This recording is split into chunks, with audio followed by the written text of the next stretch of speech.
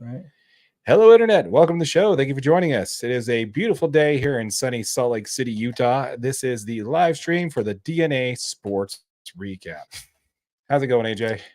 Doing good, buddy. You're doing great over there. I'm battling the lights. Battling the lights. Well, actually, it's not really a battle. They are definitely winning. They are winning. I love it. I love it. Yeah. Well, once again, folks, welcome to the live stream. This is what we like to do every Wednesday or Thursday-ish, depending on when we can get together to do this. We've got a lot to talk about today. We have, everything from the NHL draft going down tomorrow, the Utah Jazz draft that happened today and yesterday. We also have a lot of stuff to cover in Major League Baseball. So, dude, what is going on over there? You know which button's which over there? I don't know. It's just You pressed the wrong button, AJ. There you go. The middle one. There you go. There you go. See, justification right there for why they want you to pay for the app.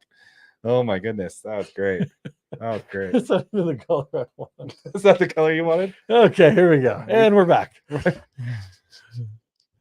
I'm sorry. It just kept going. It just kept getting you, huh? It just kept getting you. Victory. Yeah. Well, first of all, once again, folks, welcome to the live stream. We want to hear from you. If you are joining this live stream, please drop in the comments. Let us know.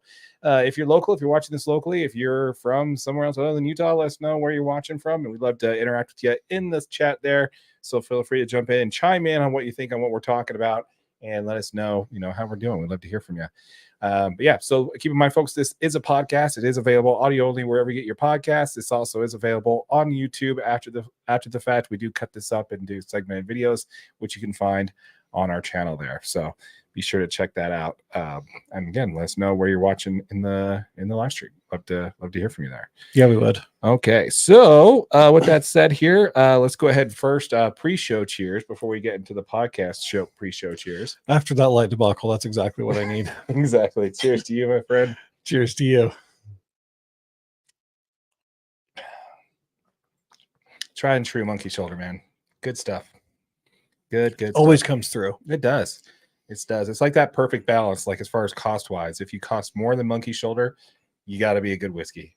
Yeah. But if you cost less than monkey shoulder, You're probably not going to drink it.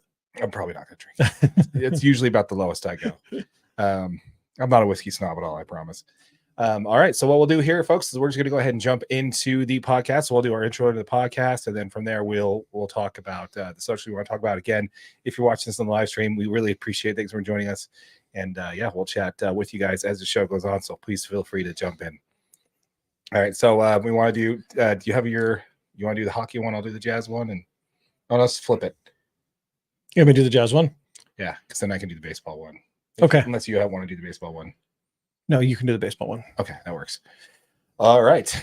Here we go. You ready? Yep. All right. Hello, Internet. Welcome to the show. Thank you for joining us. The Utah Jazz have made their draft picks. Let's go ahead and talk about them. In the National Hockey League, the draft is tomorrow at the time of recording. Our picks still who that we think the Utah hockey team are going to pick. Also, they released their preseason schedule. Let's go ahead and break it down. In Major League Baseball, we are seeing historic lows when it comes to offense in Major League Baseball. Is it what's causing it? All that and more. My name is Darren. That is AJ, and this is the DNA Sports Recap. Roll the intro.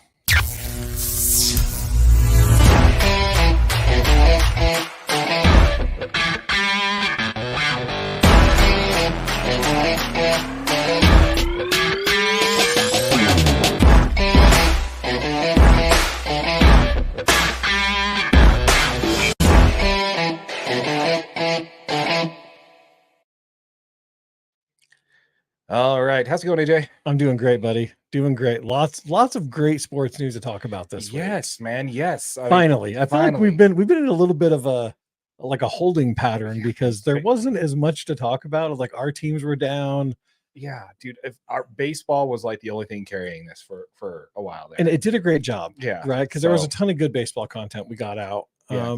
But now we got to talk some local stuff. We need to talk some Utah hockey. We need to talk Utah hockey's huge. Luckily, the Jazz draft's done. I'm excited to talk about that and these players they just picked up. Oh yeah, absolutely. Good stuff. looking forward to it for sure. So let's go ahead and jump into that. Now, before we get into content, folks, we are so close to 1,000 subscribers. Once we hit that mark, we're giving away the first $500 that we earn in AdSense revenue back to our subscribers. So please, if you have not subscribed to the channel, please subscribe, hit that notification bell so you don't miss out on that giveaway, and also smash that like button for your boy AJ. I appreciate it. Also, folks, before we get into content, we did just release a brand new channel, Utah Jazz DNA. It's a channel specifically towards Utah Jazz content. We cover a lot of stuff on our main channel here. So if you're watching us mainly for our Jazz content, we have a specific channel geared specifically to that. So be sure to check it out. It'll be in the comments. It'll be in the description below. And if you are watching this on that channel, please make sure to hit that subscribe button. We're going to be doing a giveaway on that channel as well. Absolutely. It's going to be a good one too. We'll find one. Absolutely. It's going to be a good one. I don't know. Maybe one of these rookie jerseys. I don't know. Rookie jerseys would be cool. I mean, even if we can get one of the new versions of the new mountain jerseys, like my new favorite black and gray one. Dude, that's so good. So sick. We talked about that last week. Be sure to check it out. We're going to link to that video in the description down below. So if you want to check that one after this one, or we'll pin it at the end of the video. So be sure to check that out. But let's go ahead and talk a little bit about our Utah Jazz basketball, shall we? Oh, yes, sir. Let's talk about it. Okay, so first of all, let's go ahead and talk about the draft. Let's talk about that. That's really the only thing we really need to talk about. That's it. Let's go ahead and jump right into it. So we're 2 for 2, man. We are 2 for 2. So last year I called Taylor Hendricks as the first pick for the Utah Jazz, and this year you picked the number 1 pick for the Jazz, Jalen Williams, right? Sorry, not Cody Williams. Yep. Cody Williams. That's a slip for later. Cody Williams.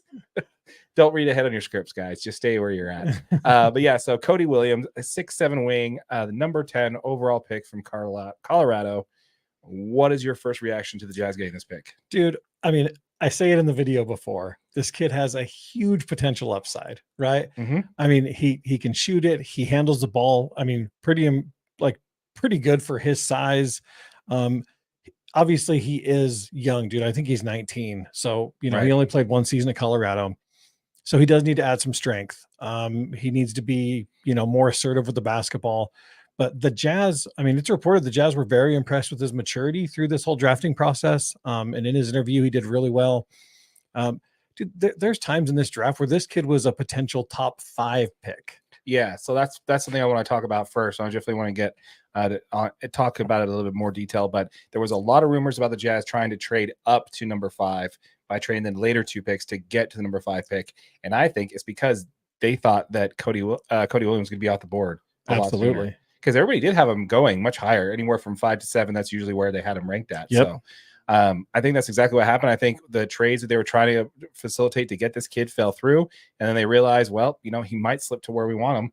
And that's exactly what happened. That's exactly what happened, dude. I mean, you couldn't have asked for a better drop in the way that those first 9 picks played out, because I do think this is the guy the Jazz wanted. I think they were willing to make some trades to get down there to get him. And I am super excited about him. I mean, he is that player that I think the Jazz needed. He is like a true wing kind of defender. Mm-hmm. He shoots it pretty good. He is a pretty good defensive player, which obviously the Jazz were hurting for last year, being the last rated defense in the league. I don't know, man. What's your thought? How are you feeling about this? Man, I did a lot of research last night on this to talk about this on the episode today. I did a lot of research, and honestly, I was kind of a Debbie Downer about the whole thing. I'm just like, this guy really, I know he was your pick and everything, and it was a good pick, but honestly, my pick was literally 7 picks later. Yeah, Dalton Neck was literally just 7. He fell. They passed on him. I'm like, why is everybody passing on this kid? This is exactly what they need in a big-bodied guard that can shoot and facilitate.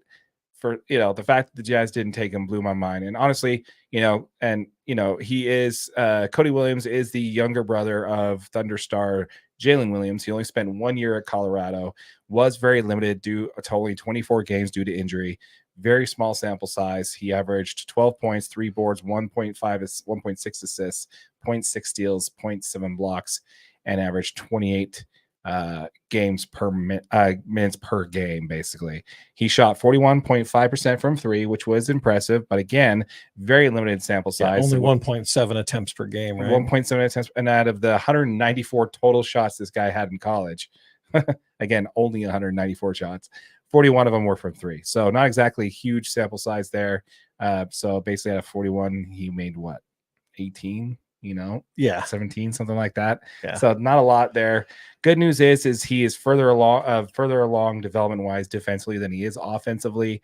And I think that he could help the Utah Jazz. He was a Pac-12 all freshman team. Both NBC and CBS both described him as a non-athletic wing, while stating that that's exactly what the Jazz needed, was an athletic wing. So a non-athletic wing? Non-athletic wing, yeah. You even mentioned on the previous episode how he was slow to his spots. He wasn't exactly explosive. Yeah. His motor is, much slower than, somebody like,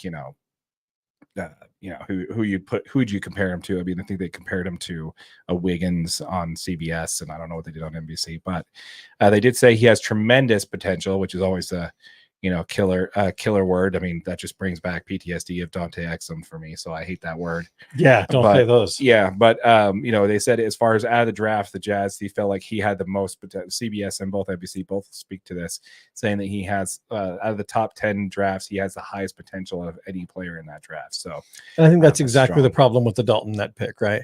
He's probably at his ceiling already as a player. He is a senior. He's been in college for a few years. Like, he is like, he's Jimmer. Yeah, I mean, he's exactly what you're going to get, right? Like, there's no he's not going to excel his game any further. I mean, he's a great player, and I like the Dalton Net pick a lot.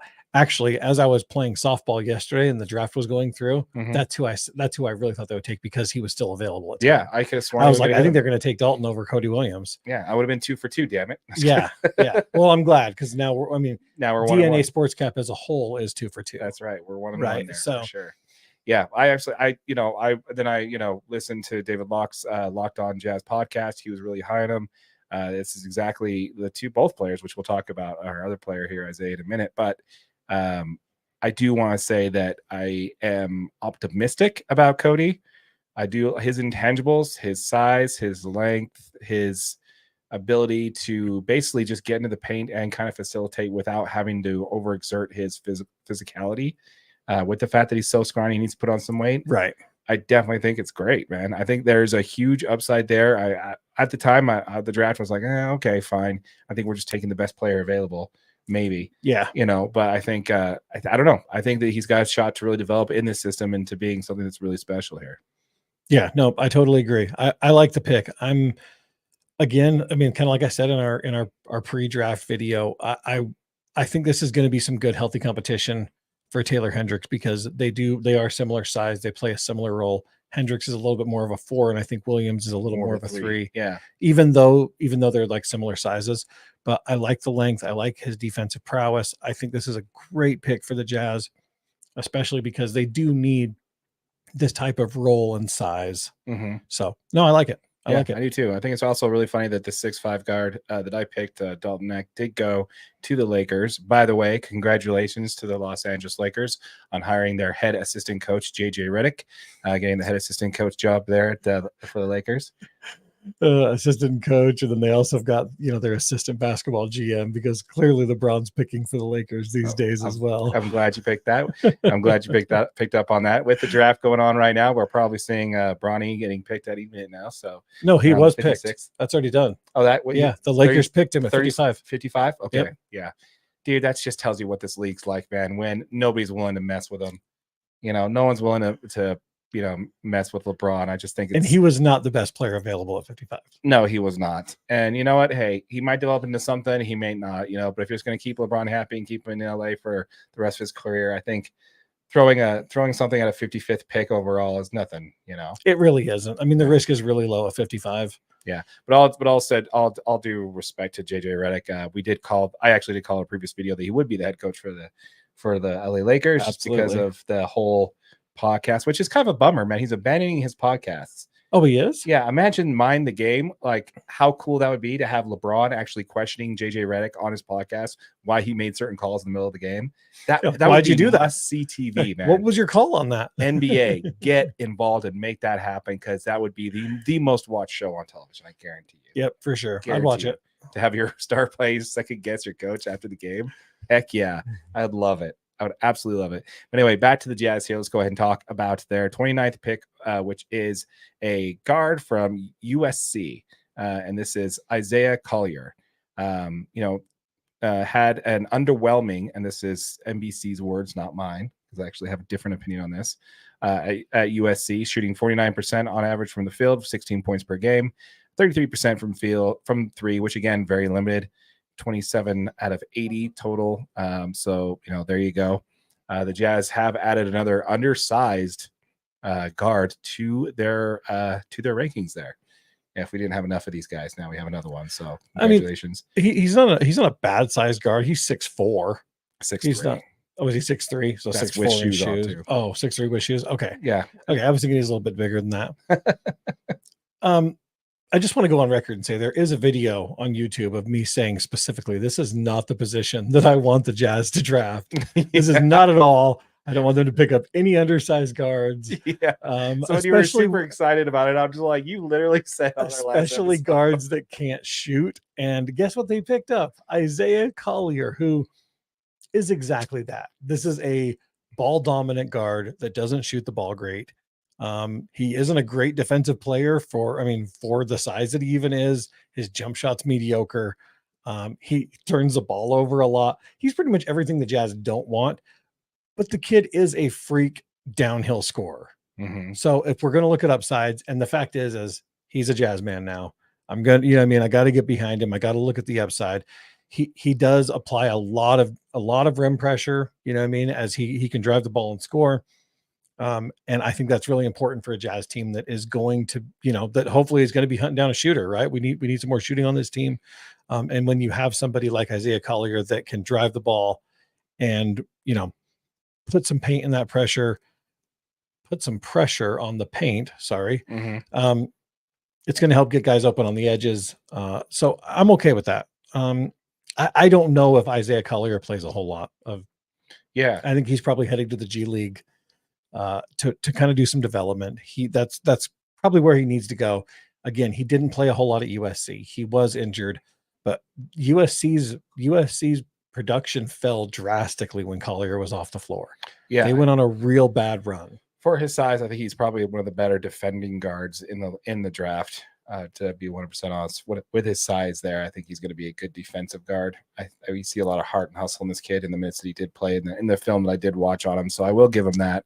I do see very something similar to for these guys, like we saw with Bryce Sensabaugh and Taylor Hendricks, when they both spent about half the season down in the G League just to kind of get up to speed. Yeah, we may see early call up, but for the most part, we'll probably see him down there quite a bit. I love how I took the time to actually bring up these and have them ready for the show, and that I didn't even use them. So that's cool. Great. But yeah, just in case you guys want to see it, this is a number 10 overall pick, who were number 10 in Colorado. Cody. That's kind of weird. Cody Williams. Yep. And then Isaiah Collier was the 29th pick for the Utah Jazz, coming from USC. So glad I spent time getting those to put those on there. And Isaiah Collier, he was the number 1 high school basketball player. Number 1 recruit. Yep. Yep. That's insane. So this kid's got ridiculous raw talent. I'm curious to see how this season kind of plays out, how many minutes he gets. Do you have anything on their second round pick? Did you get anything on Kyle Filipowski? Okay, I'll just go a little splurred on it real quick. With number 32, the Jazz they pick Kyle Filipowski. Mm-hmm. This kid was originally a lottery pick. Like when this whole thing started, there was no way he was going out before 20. Like he would even be available before 20. Kyle Filipowski out of Duke. Oh, yeah. When we were talking, there was no way he was going to be available at the 29th pick for Isaiah Collier. Oh, wow. Okay. So he fell all the way down to 32. Jason Tatum tweeted, a lot of teams going to regret passing on Flip. He did have a standout season at Duke. He averaged 16 points, 8 rebounds in 36 starts, also had 1.5 blocks, 1.1 steals per game. So ESPN reports were that he didn't have a great pro day. Mm-hmm. He struggled to make shots, that his workouts weren't great, and he really was nervous in his interviews and struggled during those. And that's kind of the reason that he fell so far out of the first round. He was in the green room. Yeah. He was one of 2 players in the green room that didn't get drafted on the first day. Yeah. Wow. So he was expected to go first round. This is a fantastic pickup for the Jazz. This guy I'm willing to bet Collier, even though he was drafted earlier, will probably end up in the G League. I would say Filipowski ends up on the roster and could be potentially fighting for some of those minutes. He's a good shooter. He's a great player. That's probably one of the most surprising picks, the fact that he fell that far, and probably the best pickup for the Jazz. Yeah, I remember talking about this 7-footer. Yeah. I remember looking at this guy in early draft picks. I cannot believe he was available. Yeah, at 32. That is insane. Yeah. So I think with all this being said, though, I think it kind of tells you expect the Jazz to keep pushing hard when we go into free agency here, right? They got young talent is fantastic and drafting guys is great. But the fact is you can't have a team full of 19 and 20-year-olds out there just trying to, figure it out a whole season. So the Jazz are going to keep pushing to probably try to get some shooting around Larry. There was an ESPN notification earlier that said teams are interested in Larry Markkinen. The Jazz are not interested in moving him. Yeah, I wouldn't expect it. They set their price, man, and then if no one's willing to come to that price, why would they? They're not going to. They didn't want to move him in the first place, and the fact that they even said, "Yeah, well, we have an asking price for him," and it's going to be a Donovan Mitchell, Rudy Gobert-esque type haul. And we did have a lot of people in the comments for previous videos. By the way, thank you guys for coming in the videos that we post on our channel there. Also keep in mind, folks, we do have our own channel called Utah Jazz DNA. Be sure to check that out. Or if you're watching on this channel, please make sure you hit the subscribe button. We're going to be doing a giveaway for that. Hit the overlay. We don't have an overlay for that one. Oh, no, just for this one. Just for our standard overlay. You don't got it up on the screen. Oh, I don't have our overlay up. Look at that. Look at that. Look at you. I didn't realize that it just clicked off. I thought it would go back to the other one. Anyway, We're learning, guys. We're getting there. But yeah, I just think it's amazing, man. 47% from the field, 31% from three. His field free throw percentage is 71. That's pretty good for a 7-footer in college. Yeah. 15 points per game. He does have 2.5 turnovers a game, 8 boards. Not bad. Yeah, I do think you're right. This is going to be a guy. And dude, we have to talk about that. We have to talk about the whole Walker Kessler thing. Have you been hearing about this? No. So I guess the Jazz and Walker Kessler are on the same page of what his role is going to be on this team. He had a great rookie season where he basically followed the Rudy Gobert-esque type role where he's a premium defender, screen and draw and dive to the basket type player. And he sees himself more as a spot up shooter, like shooting threes, corner threes, that kind of thing. He seems to be working on. That's how he sees himself. That's how he sees himself. Okay. So the Jazz and him really aren't on the same page there. There have been trade rumors that the Jazz are looking potentially to trade Walker Kessler. This has been something that's been popping up a lot. So I don't know. Maybe this might be a sign that they go with the 7-footer and Kyle. I think that could be an indication towards that. I don't know. Definitely kind of speaks to that a little bit. Yeah, I mean, I think Filipowski was absolutely the best player available at 32, no doubt about it. Especially for a big man. I think that, if that's the case and Kessler if they are looking to potentially move Kessler, this is a great pickup to potentially fill that role. But at that point, you have to ask your question. You have to ask yourself, what do you plan on doing with John Collins, who kind of started at center most of the season for us? Yeah, I think I don't think Collins stays with the team. I think the Jazz are going to look to move his ridiculous contract for one. You're not going to get to. Unless you eat a large portion of it, you're not moving them, and that's what they'll have to do. So yeah, I don't know, man. I like the draft. It definitely didn't seem like. What's his name? Denny Ainge did say earlier in the year that he wasn't looking forward to having a team where he had a majority of the team under the age of 21. Well, guess what? That's what you have now. You have 6 people in the. If you keep all these picks, you have 7 people in the roster under the age of 21. Yeah. So that's that kind of tells you where they're at. So. Would these things be traded, or are some of these picks going to be traded for that whole quote unquote big game hunting that we talked about before and what he mentioned in a press conference? I don't know, man. I just think he's coming to a little bit of reality there that it's not as easy to trade to get players to come to Utah in this day and age. I just don't think it's that easy. Fun fact though, Kyle Filipowski and Keontae George played on the USA men's basketball 3-versus-3 team and won gold. I saw that. That's pretty awesome. There's some chemistry already, man. Yeah, I like it. We want to know what you think, folks. Let us know in the comments down below. What do you think how the Jazz did on this draft? If you're going to do an overall rating on the draft, what would you put it at? Let us know in the comments down below. If you're watching live in the chat, please feel free to drop in the comments and let us know how you think the Jazz did on this draft. Drop a grade on there. If I was to give the Jazz a grade on this one, I'd have to say with how their picks fell, and I think they got the 2 players they really wanted. So I have a hard time giving anything less than a B, I think. I'm going to go B plus, maybe even an A, just because they got some really talented raw players that could help them for years to come in the future. Yeah, and I don't know if it's just best player available or what have you there, but we don't know how much these rookies are going to see the court, because we already have rookies that need to get playing time. I don't think you really have an answer. Even Danny Ainge says he doesn't really know where Keontae George is going to play. Is he a point guard? Is he a shooting guard? I don't know. We'll see. So there's still a lot to be decided there. We want to hear from you folks. Let us know in the comments down below what you think. Once again, folks, we are on the grind to 1,000 subscribers. Once we hit that, we will be giving the first $500 we earn in AdSense revenue back to our subscribers. So if you have not yet, please subscribe to the main channel, DNA Sports Recap. Hit that notification bell so you don't miss out on that giveaway, and also hit that like button. We did launch Utah Jazz DNA, so if you're watching this on that channel, we'd like to thank you for watching and tuning into that channel. Please hit subscribe. We'll be doing a giveaway on that channel as well. That is our channel specifically for Jazz content. So if you're watching us specifically for the Utah Jazz, you'll find all of our content there as well as the main channel. Yep, absolutely. All right. So what do you say we go ahead and pivot on over to the Utah Hockey Club? Okay, deal. Actually, before we do that, there is one more thing I wanted to note on basketball there. Did you notice on the 29th pick, sorry, not the 29th pick, another draft pick of relevancy, number 26 overall to OKC, Dylan Jones? Did you see that?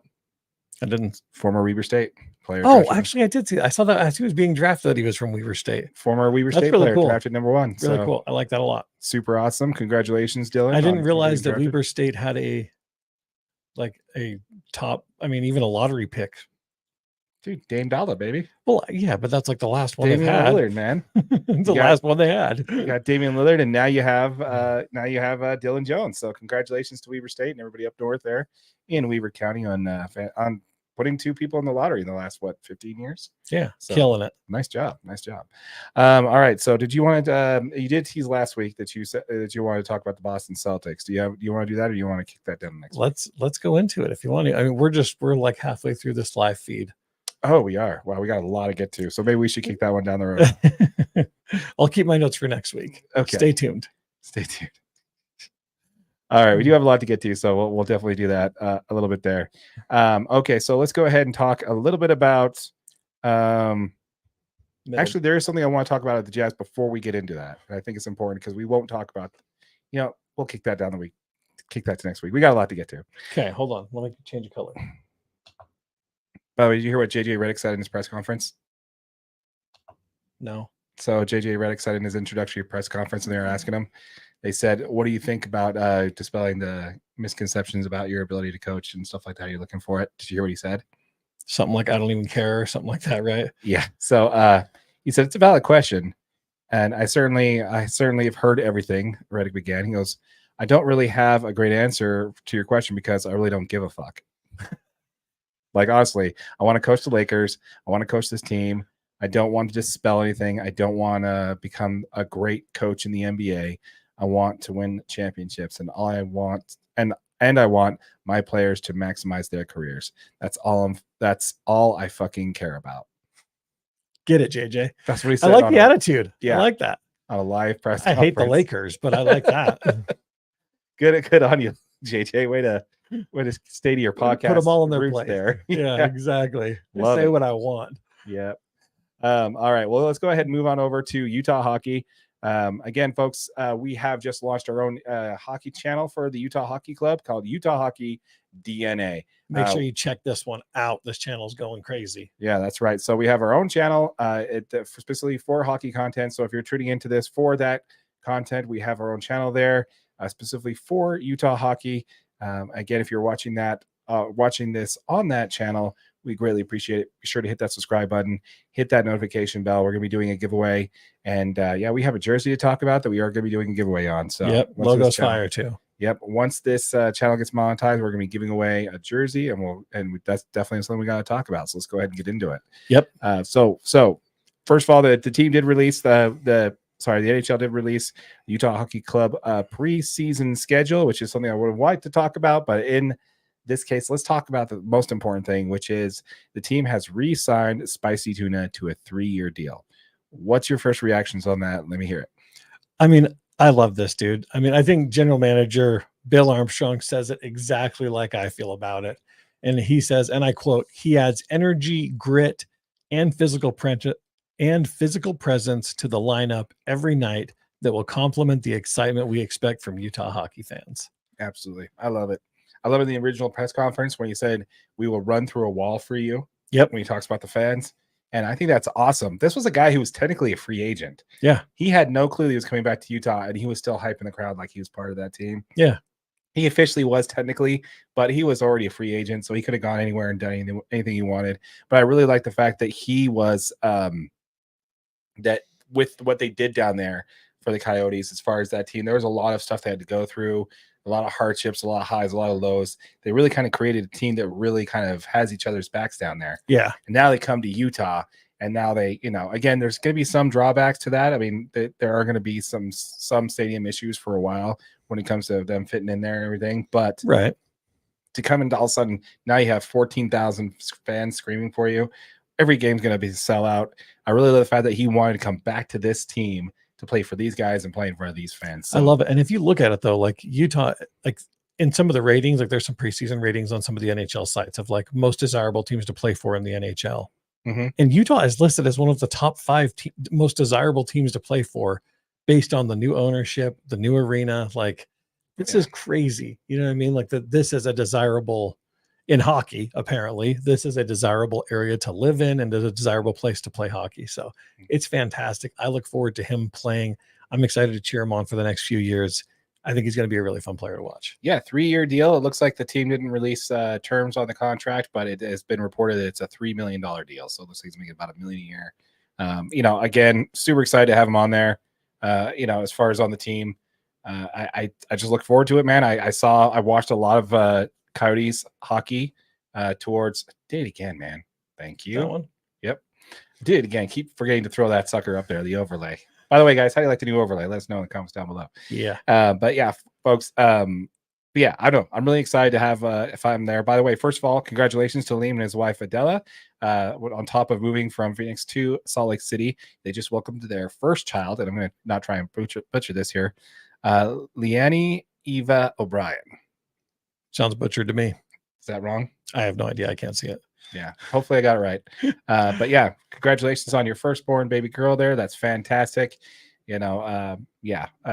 Super excited to have you guys here. So, by the way, we also want to say first off, not first off because we already talked about it, but congratulations to the Florida Panthers for winning their first Stanley Cup in franchise history, which was great for them, and also super great because they avoided an embarrassingly blowing a 3-0 lead in the finals. So that was scary. That was cutting it pretty close there, guys. That was cutting it very. Bring it all the way back close. to Game 7. Exactly. It's actually only happened in hockey. It happened once, I think in the 70s or 80s or something. Hockey fans, let me know in the comments down below. But they're the only major sports franchise where someone has come back from 3-0, which is interesting. So, yeah, congratulations there to the Florida Panthers.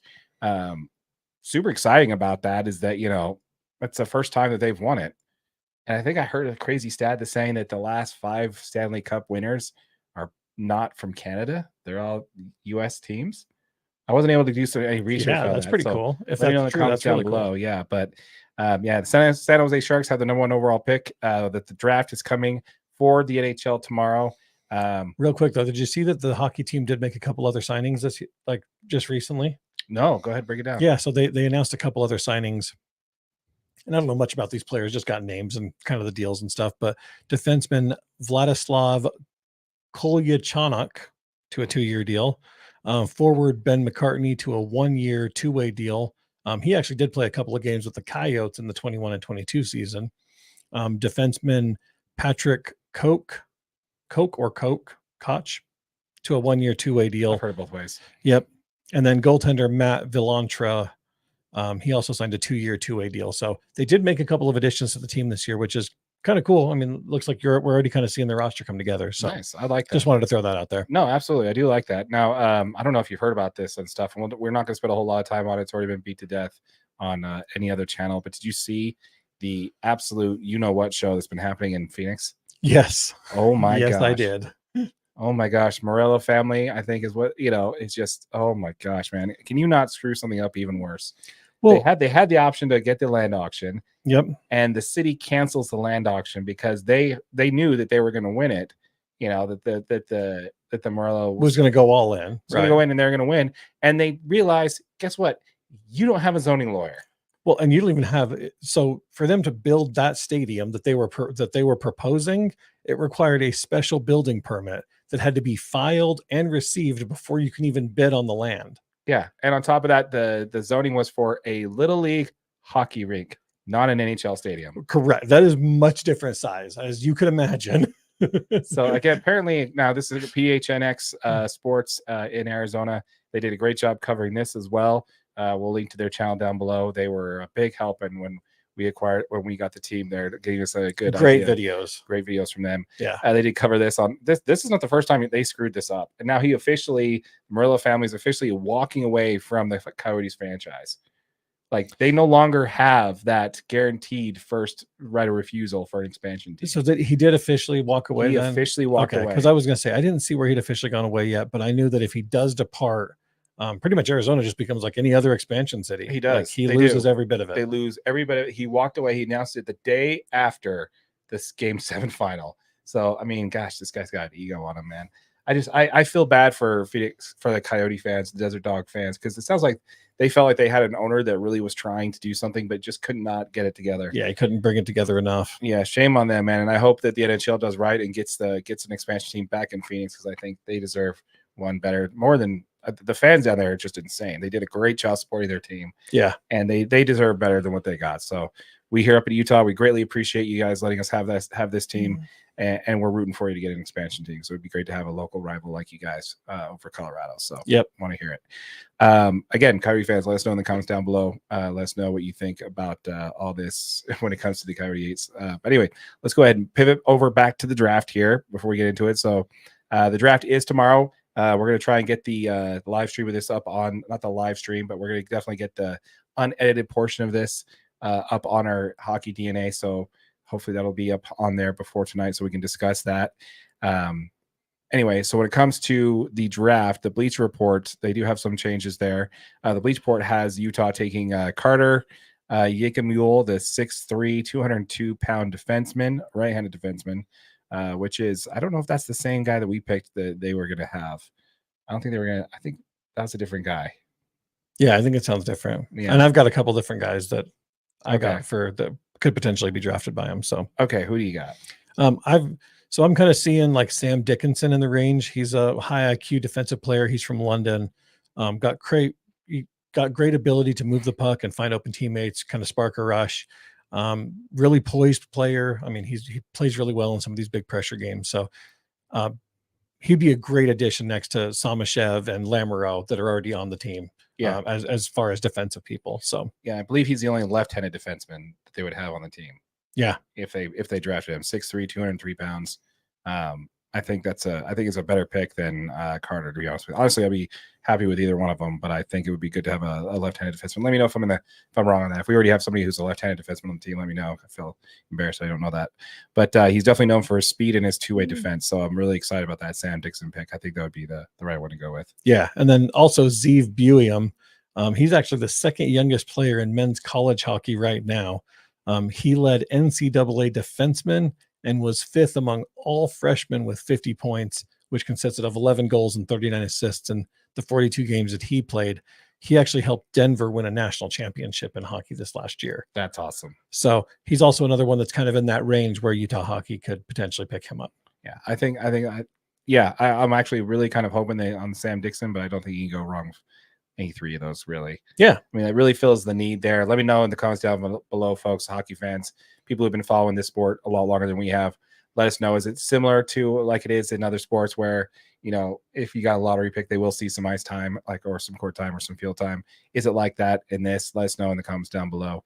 We definitely want to learn as much as we can about this sport as this team advances into dropping the puck for the beginning of the season this year. Absolutely. So yeah, let us know what you think, folks. Once again, folks, we did launch our own channel. It's called Utah Hockey DNA. Is on the screen there for you. Our lovely logo that we put up there for you. That's right. That's going to go on a hat at some point for sure. T-shirt stuff. Stay tuned for more on that. But we did launch our own channel specifically towards the hockey content, where we'll be following this team in depth throughout the whole season and off season as well as things develop there.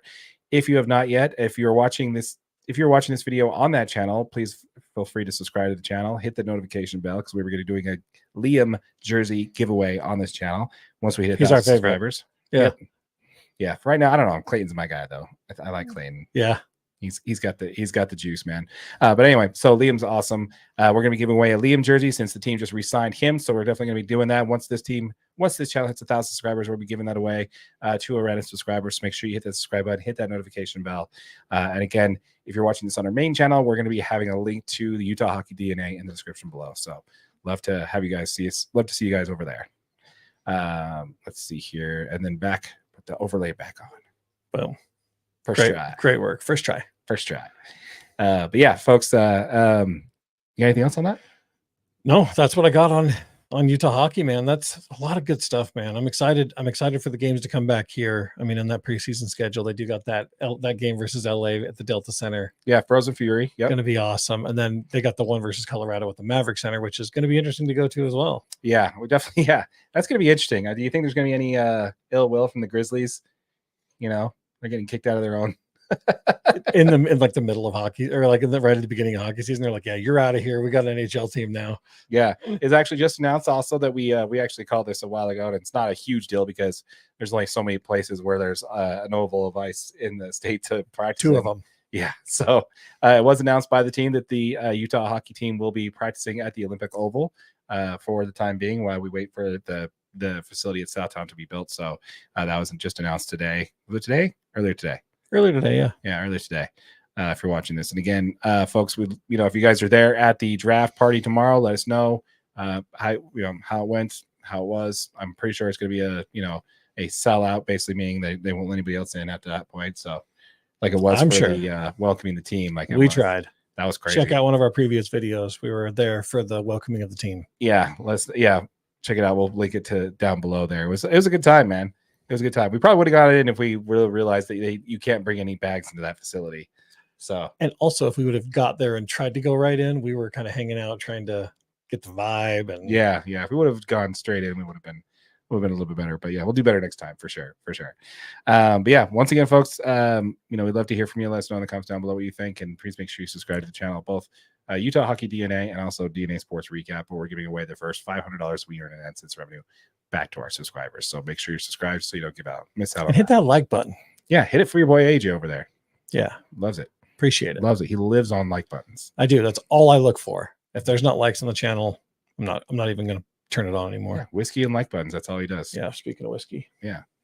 All right. Let's go ahead and pivot on over to Major League Baseball, shall we? Because we haven't changed the color from the purple for the Jazz. I actually did change it. Oh, you did change it. Okay. Mm-hmm. All right. No, we can't do this, Charlie. This washes our face up. This makes the lighting weird. Does that make the lighting weird? Just put that anywhere. Yeah, that's perfect. That's perfect. All right. So let's go ahead and first talk. We're professionals. First time, every time.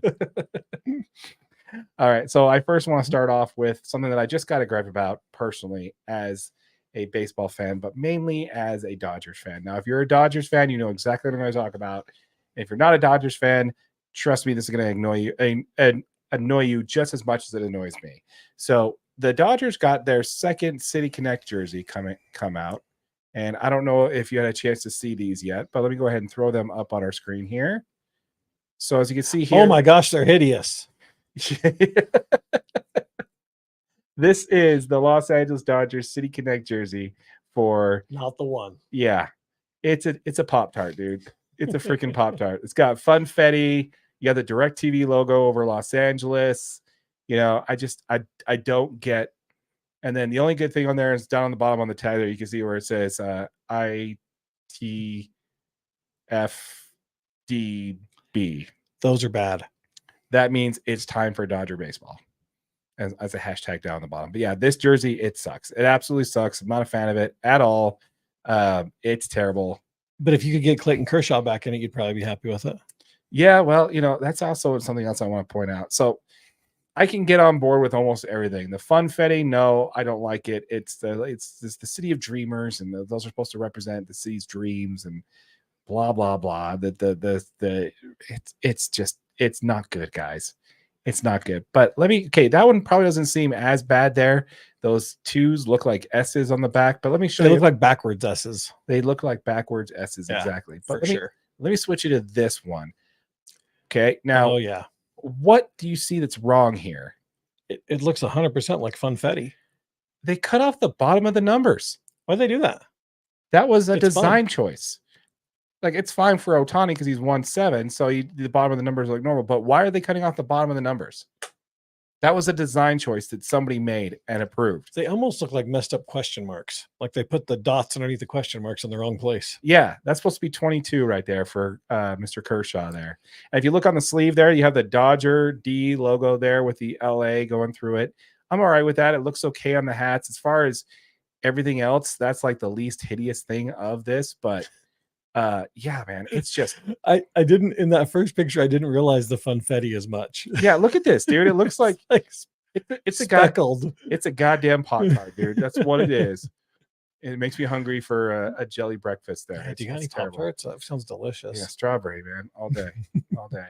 But yeah, so I don't know, man. It's terrible, man. I don't know what they were thinking. I understand that they wanted to do a new one, and this is the version 2 for everybody, but that is just awful. I don't understand what they were thinking there. Nessa Joe chimes in the comments there. Let's go ahead and highlight that for that. Let's see here. She says that I don't like them. They look unfinished. Exactly. That's the best thing I've heard, actually. It looks like someone's like in the middle of it. They're like, we're out of time. Just go with whatever you have. Yeah, it's like they put the number on, like, oh crap, we didn't put the names on. So they just put a name patch over the numbers. That'll work. Like, fine. That's cool enough. Good. Yeah. Like, that seriously is it. Someone has to explain that to me. That was a design choice to cut the numbers off. Why? Legendary. I don't get it, guys. I don't get it. Nike, the Dodgers, somebody's gonna have to answer to that, because that is just we want an explanation here at DNA Sports Recap. We do. I demand one. I need to know. So let us know, folks. Dodgers front office, if you can comment down below on the channel. Great. Just leave a comment down there. Leave a comment down there. Smash that like button. Hit subscribe. Yeah, make sure you subscribe too. Exactly. Slap us some engagement. We'd appreciate it. But yeah, so anyway, terrible Connect jerseys. I think they're awful. I never want to see them again when they're wearing them. But the most important thing for me, as I talked about with the Jazz, is that I don't care about the jerseys. I care about the record in the jerseys. And so far, they're playing well in them. They've gotten, the only time they've worn them, they won. So hey, 1-0, undefeated in those jerseys. You'll take it. So I can't be too mad. Mm-hmm. Speaking of which, I want to stay on the Dodgers for a little bit more here, because there are some stuff. Right. There's a few things I want to talk about when it comes to that. First thing being Shohei Ohtani. He's a friend of the channel there. Just not really. He doesn't really know we exist, but he is a friend, because he has brought a lot of views to this channel. A lot of views to the channel. Exactly. So appreciate. We consider Shohei a friend. Exactly. Our friend Shohei. He broke another record, by the way. Which one this time? So he has got an RBI in 10 straight games, which is a franchise record. That is impressive. An RBI in 10 straight games. Has he hit a home run in 10 straight games?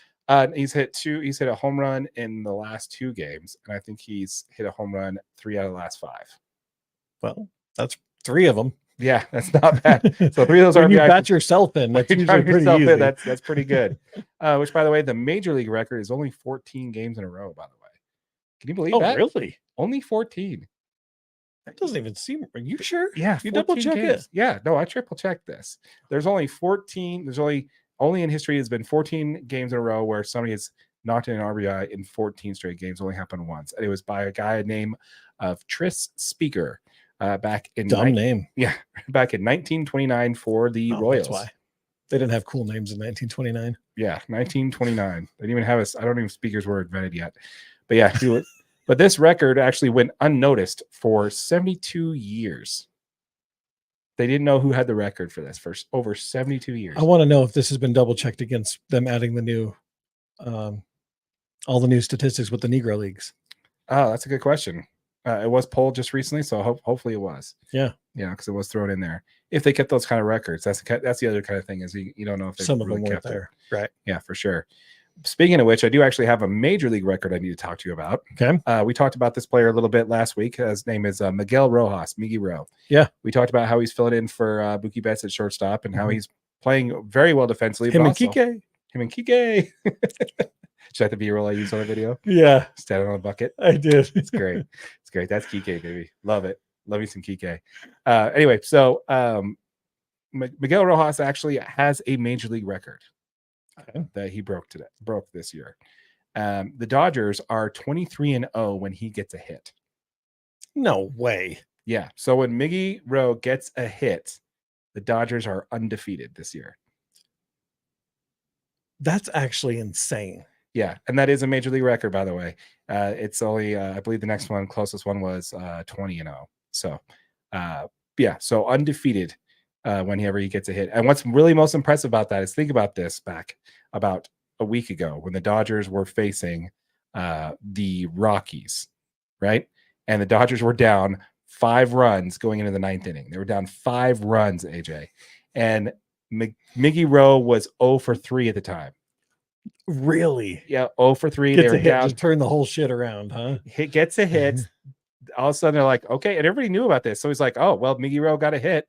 So the Dodgers have to win now, right? They were down 5 runs with 1 out in the bottom of the top of the ninth. He's bringing juice, man. I love it. Yeah, and he hits a little bloop single, and then the Dodgers go on to score 5 runs in the inning to win the game. So ultra impressive. Hats off to Miggy Ro, Miguel Rojas, for having a major league record in a year where he thought he was just going to be a backup on just planning on riding the pine. Exactly. Like, it's all good. Yeah. That's awesome. So congratulations to Miggy Ro on that. Speaking of which, let's go ahead and do a little bit of update here. We needed a clean house on Major League Baseball. Yes. Now, typically you don't get to do this. This is semi-cheating. Usually if your player that you picked for MLB gets, for an MVP gets knocked out, you just take the L. But given the fact that this is, our channel, we're going to do what we want to do. We can do absolutely whatever we want. If you don't like it, leave us a comment. Tell us how much you don't like it. Tell us how you don't like it. Still watch, please, and hit like. Yeah. Watch and subscribe. If you want to unlike it, hit that like button an odd amount of times. Just go angry on that button and just make sure it's an odd amount of times. Yeah. Perfect. But anyway, so let's go ahead and talk about our MVP votes. So obviously I'm going to stick with on the defensive side, on the National League side, I'm going to stick with my pick because my pick was Mr. Shohei Ohtani. He leads the league in runs, 63 runs, 25 home runs. He's leading the league in home runs. He's leading the league in batting average. He's batting .320. Slugging percentage, .635. OPS 1.033, OPS plus 190, and total bases at 196. He leads the league in all those categories. So the only thing that's downside for me is the fact that he is a DH, and a DH has never really won an MVP. Right. But first time for everything. And Shohei is definitely putting himself in elite number status right now in the National League. Yeah, playing out of his mind for sure. But because of the DH, which I did look up, how many DHs have won it, I'm going to go with Bryce Harper. Okay, solid pick. Solid pick. So he is currently batting .305. He has 20 home runs and count them 4 stolen bases this season already.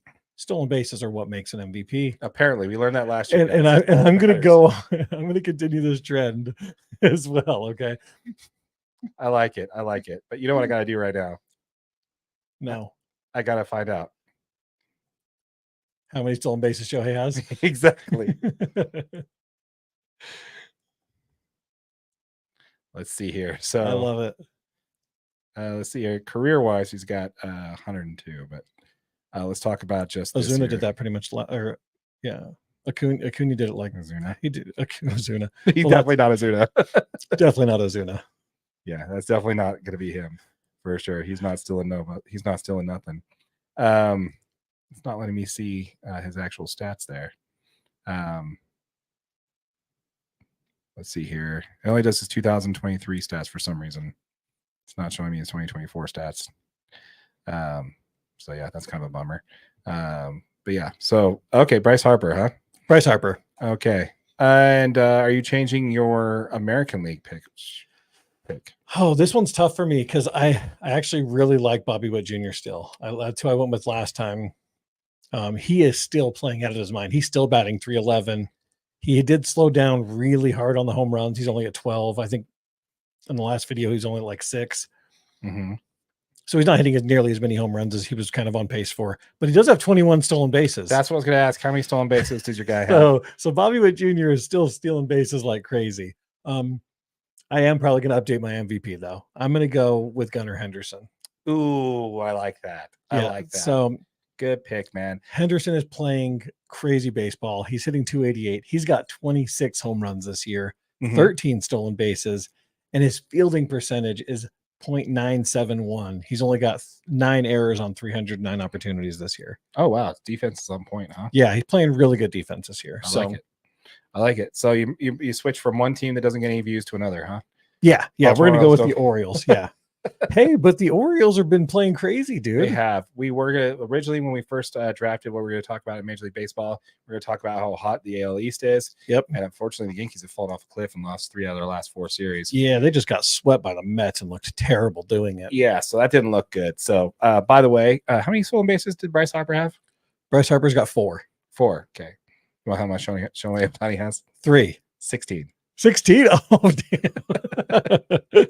Okay, so I just can't pick this. I can't. I'm sorry. In my DNA, I can't pick Shohei to win the MVP. Why? I just can't. I got to pick somebody else. Okay. Why? He's What's a wrong with DH. Shohei? It's because he's a DH. Okay, fair enough. First time for everything. But my dark horse, if we're picking DHs, I'm going Marcell Ozuna. Hitting 303, 21 home runs, and 0 stolen bases. I like it. I'm gonna stick with my dark horse to be Jose Ramirez of the Cleveland Guardians. I think he'll be my dark horse to win it. But my new pick for the AL MVP, as I'm going to take this time to redraft mine as well, and I can only go with one person only, and that person is Aaron Judge. He's just playing so good, dude. I just can't pick a Yankee to win it either.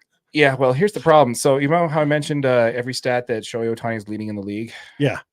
Aaron Judge is leading on all those same categories, but it's in all the majors, period, in all those categories. So Shohei Ohtani is the best in the National League. Aaron Judge is better than Ohtani in all those offensive categories. Kind of hard not to say he is. Yeah. And Aaron Judge does play defense too this year. I mean, obviously just this year, but yeah. I mean, I do have a hard time. Not counting what Ohtani's doing. I mean, gosh, Clayton Kershaw won an MVP and he was just a pitcher. So if a pitcher can win an MVP, why can't a batter win an MVP? Just a DH win an MVP too. So thanks, Tammy. What we got here, 16 stolen bases for Shohei. Thank you, Tammy. Thank you for chatting in on there and let us know how many stolen bases he has. Darren apparently can't get statistics fast enough. So I apparently can't. No, I can't. No, my hand it around. The mic boom, it gets in the way. It just does that. But yeah, anyway, those are our updated picks, folks, for Major League Baseball MVPs this year. You have the National League. You have Bryce Harper. Yeah. I'm going with Shohei Ohtani. I'm sticking with my original pick there. And then the American League at the halfway point, you're going with Gunnar Henderson. With Bobby Witt as your he's my dark horse still. I think he's still got a chance. Yep. And then I'm going with Aaron Judge. And then I still have my dark horse as Jose Ramirez, J-Ram. For the Guardians. So leave us a comment. Let us know who you got as MVP. Absolutely. Comments down below. Let us know. Once again, folks, we are on the grind to 1,000 subscribers.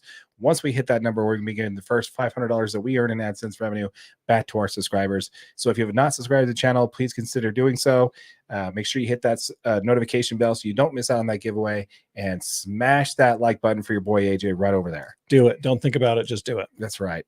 All right, so let's go ahead and talk a little bit more about Major League Baseball here, and just kind of wrap this up with something that I found kind of interesting. There's an article. It was on The Athletic talking about how Major League Baseball's offense is near all-time lows. Yep, which is insane. It's crazy, dude. But the pitching, I mean, on every single team, I feel like the pitching has just gotten. It's almost out of control, man. There are so many just ridiculously good pitchers. Yeah. All of their stuff is unhittable. Yeah. Everybody can throw in the high to mid 90s and then throw you any kind of breaking ball in like the low 80s. We did a video last year about the milliseconds that baseball players have to react. Yeah. And it's like, I mean, it's a tenth of a blink of an eye to literally react to hitting a baseball. And it just tells you how ridiculously talented these guys are. But changing from 97 miles an hour to 84 miles an hour and still trying to put that ball into play, it's just impossible. Oh, for sure. Now we're also going to put the article in the description below, so be sure to check that out. It's an article from The Athletic. Just to give you an idea of what we're talking about here, I'm going to go over some stats there. At this point, so we're basically projecting what in the article they're projecting based off of the pace of play so far. This is what the numbers are going to look like at the end. So 14,000 fewer. I'm not going to read the total hits, but I'll put them on the screen. 14,000 fewer hits than last year. 1,400 fewer hits than last year. 1,300 fewer runs than last year. That's also including 800 fewer home runs than last year, and exactly 600 fewer doubles from last year. But basically, to put it in a better perspective, at this pace, we'd also be heading towards, the fewest doubles in a season since 1993 when they expanded. That's 2 expansions ago. So that's back when they brought the Tampa Bay Rays in and stuff like that. Yeah. Fewest home runs since 2015, which is just before baseball's got noticeably liver, like they started doing the juiced ball thing. Right. Which, great video that we talked about the sticky stuff and how they change the balls all the time. And we talked about that on that video. The fewest hits per game since 1968 in a full season, which is insane. Like watching baseball now, it is a lot of like just pitching duels. Yeah. I mean, like who's got the better pitcher on the mound? Because if you don't have an ace out there, if you've got somebody that you're just bringing up and you're giving somebody the opportunity to like put some runs on the board, you could be in real trouble. Because if the other team's got an ace on the mound, you might not get 1 or 2. Yeah. You know what I mean? You could get shut out through 7, and then they bring in 3 different relievers. It's not like it's not like there's 2 pitchers in a game anymore. Mm-hmm. You could see 5 or 6. Oh, speaking of which, on that, did you one more thing I wanted to bring up, the Dodgers rookie starter, his name is Gavin Stone. I don't know if you saw this here. I did. This is kind of your big thing when it comes to pitchers, is there's no complete games anymore. Yeah. Rookie Gavin Stone pitched a complete game shutout on 103 pitches. That's sick. I mean, I was against the White Sox, so but it doesn't matter. Still a rookie who pitched a shutout. That's impressive. On 103 pitches. Yeah, good on you, Gavin Stone. I think he's really earned a spot in the rotation. So, and he should get votes for Rookie of the Year. I think probably won't win it due to the Padres pitcher. What's his name? Skeens. What's his name? Yeah, Skeens, right? Yeah, something like that. But anyway, it's also the lowest batting average that we've seen since 1992, where the lowest batting average on balls in play, which is when they actually hit the ball, whether or not it's a hit. It's the lowest it's been since 1992, and it's 288, which would be a great batting average, but balls in play, that's not good. You want to see that well over right. 30. Yeah. So the reason is this. Now, obviously, you touched on it quite a bit. On one of the reasons behind this is pitching technology is just insane now. If you're either throwing 100 miles an hour or you have ridiculous spin on the ball and that thing's moving all over the place. So they're thinking that it's definitely skewed into the pitching side. Do you think there's any other reasons for why this could also be this way, though? I have a theory. I mean, it's funny though, because this kind of ties into, I feel like the effort from some of these pitchers is going, we did a video on the Tommy John surgery and how many pitchers are going down this year. Mm-hmm. And I think you have so many more pitchers that are just pitching out of their mind for shorter periods versus pitchers going complete games, like I had mentioned. Yeah. So when you're running 3 or 4 pitchers in a game that can go out of their mind for 3 or 4 innings and then do it multiple nights. Oh, yeah. Usually, sometimes you have one guy out of the bullpen who will throw 30 pitches and he'll come out every game for 3 days in a row before they rest him. I mean, it doesn't matter. You just throw as hard as you can for 30 pitches. For 30 pitches. Yeah. And that's your job, is to come out and throw 30 pitches. Yeah, which is insane. But yeah, my other point of this is the one I want to key in on the doubles and the hits. And and they just banned the shift. So this is really where this is happening now. There's less hits now that we banned the shift. But I actually have I think it's just simply because the players are better athletes now than they ever been. They have been. I mean, absolutely. You got people like Fernando Tatis Jr., who's a shortstop, who's now right field. Aaron Judge, who's playing center field, who's running all over the place. You got like these players that used to be in the outfield, used to be the heavier, if they couldn't play, if you already had a power hitter on first base, where you'd stick your power hitters is in the outfield and left field or right field. they were the less athletic players in the outfield. Center And field now was always- everybody out there is just a freak athlete. yeah, they're running routes. Just plain and simple. Yeah, those doubles, they're getting caught. People that were hitting doubles 2 years ago, they're getting chased down. They're getting caught. These freak athletes, like you mentioned, all 6'7", that can run ridiculously fast. They're out there in the outfield just running around crazy. Yeah. So I think that's a big part of it. Defense is a lot better than it used to be in the outfield. I don't know. There's plenty of reasons why there. We'd love to hear from you folks. Let us know in the comments down below. Let us know what you think. What is causing historic lows in Major League Baseball when it comes to the offense? We'd love to hear from you. Let us know in the comments down below for sure. One more thing on baseball I want to talk about before we get out of here is, did you see Edwin Diaz? No. Okay, so this is a player we've talked about quite a bit, actually, when we first started a channel. The first baseball we covered on this channel was the World Baseball Classic. Absolutely. Which was a lot of fun to watch, by the way. A lot of fun. That was a really good, there was so much good baseball going on. Yeah, so Edwin Diaz was celebrating on the mound and broke a bone in his leg after his team defeated, I believe I'm going to get this wrong, is either the Dominican Republic beat Puerto Rico or vice versa. I can't remember which one it was, but anyway, he was celebrating on the mound with his team, and they were just jumping around and stuff like that, and he hurt his foot. He was out all of last year because of that celebration. Now he's back this year, and this is Edwin Diaz. He's the one with the trumpet for the Mets. Like when he comes in, he's the closer. They blow the trumpet, and so he's like probably got the best walk-in introduction in baseball. But anyway, his numbers aren't looking great this year. So far, his ERA is 4.7. But in the last few appearances, he's actually really turned it around. He has a couple of scoreless appearances and stuff like that. So he's looking really good. Nice. Well, now we know why. Was he juiced? Edwin Diaz has been busted and suspended for 10 games for using sticky stuff. Oh, really? Yeah, he got popped. He's like, I'm playing way better, coach. Yeah. I'm just feeling it. Yeah. Well, his argument is just rosin and sweat. That's what he's never done anything. He's never cheated, never put any foreign substance on his hands. And then in a pool of reporters, the umpire, which I'm glad umpires do this, because you can't just toss a guy for sticky stuff and have him serve an automatic suspension and not have to answer for it. So I'm glad that the umpires do this. But in a pool of umpires, the umpire said, I've been doing this a long time. I've been checking thousands of hands. That was not rosin. So, it's unfortunate for the Mets. I mean, good on you for taking the Yankees down there in that series. But yeah, it's Oh, was he pitching in that series that they just swept the Yankees? I don't know if he was pitching that series. I think he's been suspended for a few games now. So oh, okay. I don't know if he pitched in that series, but yeah, that's not a good look for them at all. But yeah, we want to know what you think, folks. Let us know in the comments down below. Do you think the sticky stuff ban is a little too much? Automatic 10-game suspension if you get ejected for it. Should there be appeals process? Let us know in the comments down below what you think there when it comes to that. And again, anything we covered on baseball today, we want to hear from you. Let us know in the comments down below. Absolutely. Yep. Once again, folks, we are on the grind to 1,000 subscribers. Once we hit that number, we'll be giving the first $500 that we earn in AdSense revenue back to our subscribers. 5 subscribers will each earn $100 each, and we'd love to give that to you. So make sure you hit that subscribe button, hit that notification bell so you don't miss out on that giveaway, and make sure you hit that like button if you want to see more stuff from us. Yep. And if you're watching on YouTube on one of our short videos, this is available as a podcast wherever you get your audio only, and keep listening. Absolutely. Please. Yeah, give us a review, man. Let us know. We'd love to see things on the podcast side. We really don't get a whole lot of feedback back there on the podcast side. So give us a rate and review if you're listening to this audio only on podcast. We'd love to hear it.